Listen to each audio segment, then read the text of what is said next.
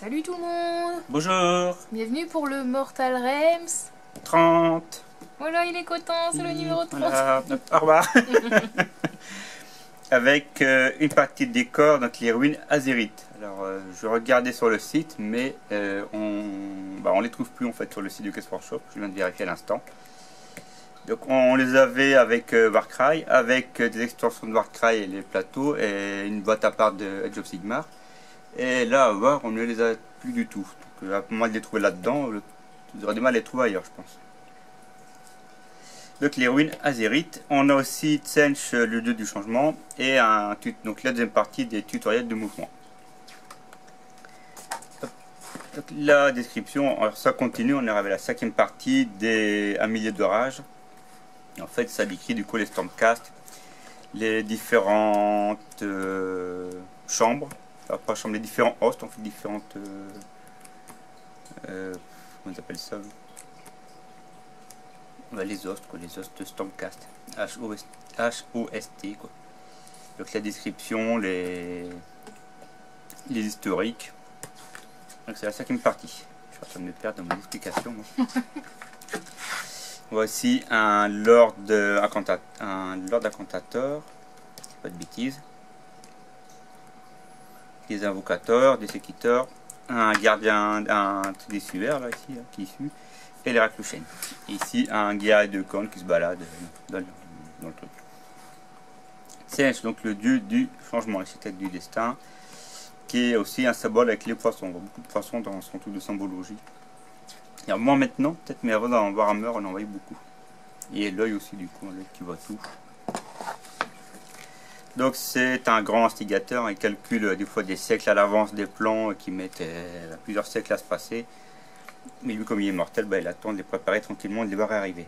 Tous ses disciples connaissent plus ou moins de la magie, aussi bien du simple guerrier que du duc du changement. Et son plus grand rivaux, bien sûr, c'est Nurgle, hein, c'est les deux grands rivaux. Tout comme Khorne et Slaanesh sont rivaux tous les deux, Tsench et Nurgle sont rivaux. On a aussi, donc dans les royaumes, on a donc les labyrinthes de cristal, les tours du cristal, les labyrinthes du cristal, qui sont ni plus ni moins que les domaines des sorciers de Tsench. Ici, un Knight Incantator qui était parti en mission dans une tour de cristal. Ici, des héros de Tsench, donc un héros de Tsench et un incendiaire exalté. Et puis, on est toujours un peu bloqué avec la tête de lune, là, mais bon. La ruine azérite, donc on voit ici à quoi elle ressemble, avec un puits, puis les décors. Donc comme je disais, ceux qui ont eu Warcry ou d'autres kits par la suite, c'est bien ce qu'ils peuvent l'assembler comme ils veulent. Parce que là, ils recommandent un certain montage spécifique pour correspondre avec les cartes, en fait, hein, les maps. Mais on peut très bien être libre de... Donc, je ne sais pas encore monter le précédent qu'on a eu, ce qui permet de pouvoir combiner ensemble les différentes grappes et de faire des choses qui, autres. On peut vraiment les assembler comme on veut. Au niveau de la colle, c'est qu'ils sont un petit peu compliqués à coller parce qu'il n'y a qu'une bande pour tenir et des fois il faut bien le maintenir tant que ça sèche. C'est peut-être le petit point négatif avec ces kits-là. Et ensuite, la peinture. Peinture de base, les layers et les shades. Donc c'est pareil, une grosse sous-couche en blanc. Donc, la blanche va bien y aller, quoi. Ensuite, les vivres, du shade pour... pas du chat, ça. Du chat pour ombrer un petit peu le tout. On refait un brossage à sec. Donc la fois passée, on est arrivé ici avec l'autre kit. Et là, on continue avec les grilles. Ombrage des grilles, le brossage à sec. Là, on a beaucoup de peinture. On a vraiment un détail sur la peinture dans ce magazine-là. Et là, on reprend du coup l'autre kit de la fois passée. Et on continue avec le bois, donc le marron, le shade, un brossage à sec. Et du coup on arrive à un kit, un décor qui est quand même assez bien, je trouve. Donc, voilà, avec les deux décors, les petites ruines qui vont avec. Les règles de mouvement, donc on continue les règles de base. Hein. Donc ici on a toutes les descriptions, les plans de bataille, chars d'unité, les armées, l'unité, qu'est-ce que c'est qu'une unité, comment les troupes en fait ne doivent pas être séparées de plus d'1 pouce. Ça doit être il faut toujours qu'ils en poussent entre eux. Comment on jette un dé, au cas où on saurait pas le jeter. Les instruments, donc les relances, le tirage de dés, les champs de bataille, donc vraiment le lexique, on va dire tous les termes techniques et leur description, quoi. Et ensuite le mouvement, donc comment on se déplace, on est ennemi, le mouvement de repli, les charges, ou quand on se sauve, ben, on peut pas tirer ni attaquer, pareil quand on charge, donc toutes les descriptions.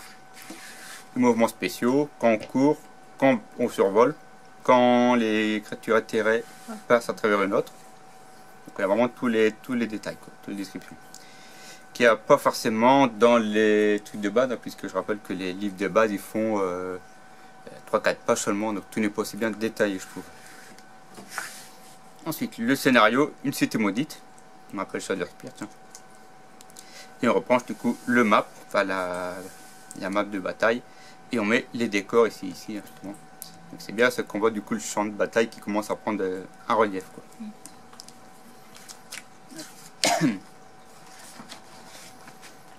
Donc le scénario, donc la bataille, je pense qu'on va bien. Ouais. La reine des ronces, ses guerriers, des faucheurs, le seigneur bourreau et des rôdeurs. Contre Xandria Zulbolt, 3 évocateurs, 4 libérateurs et un castellan. Donc à chaque fois les Stormcast sont toujours en infériorité numérique, mais toujours plus costauds que les autres. On peut voir, je crois que c'est, je sais plus c'était qu'il y a un évocateur. D'un moment on a un évocateur et là en fait il en a 3. Donc il y a ceux qu'on est avec le chef et les 2 à pied qu'on est à part. Pour faire 3 quoi. Enfin, je me comprends. Vous avez peut-être pas dit. Voilà, toi, je vois ce que je veux dire. En fait on a eu un évocateur avec celui à monture. Mais c'est un évocateur prime, en fait, on le voit quelque part ici. Et on a eu 2 autres évocateurs à part. Donc pour faire 3, bah forcément il faut en prendre 3. Donc le prime et les 2 autres qu'on a eu avec la bande à part. J'aurais dû sortir les figurines, ça aurait été plus simple à... Bah c'est 3 machins et 3 évocateurs, ouais. Oui, voilà. Geek. Oui. C'est week-end, c'est pour ça. Bah c'est la retraite du boulot. Aussi, ouais, demain. Donc le numéro 31, un seigneur exorciste, donc lui il est arrivé cette semaine. Et le 32, des crânes pour le dieu du sang, enfin je m'égare.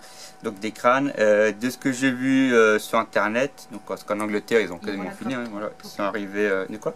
On aura les grappes complètes. On a l'ensemble en fait, aussi bien les grappes des tyrannides, des taux. On a vraiment le truc complet, quoi. Je pensais qu'on aurait eu que quelques grappes, mais non, on a vraiment tout ce qu'il y a dans le... Et ça, c'est vendu à part, un Games Workshop.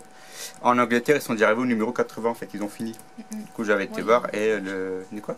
Il y a un décalage. D'ailleurs, du fait que là-bas, ça a commencé bien avant.